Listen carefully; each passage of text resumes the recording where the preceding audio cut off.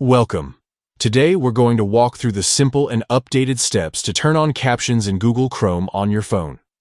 Captions can make a huge difference when you're watching videos in a noisy environment, or if you need extra help understanding the audio. Let's get into it. First, open the Google Chrome app on your phone. It's the same app you use daily for browsing, so just tap to launch it.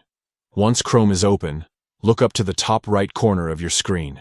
You'll see 3 dots stacked vertically. That's the menu icon. Tap those 3 dots to open a drop-down menu. From the list of options, find and select Settings. This is where all the customization options for your browser live. Inside the Settings menu, scroll down a little until you see the Accessibility option. Accessibility features are designed to make your browsing experience easier, and Captions are one of the great tools found here. Tap on Accessibility to continue. Now, under Accessibility, you'll see a Captions option. Tap on that to open the Captions settings. Here, the magic happens. You'll find a toggle switch labeled Show Captions. Simply tap that switch to turn it on.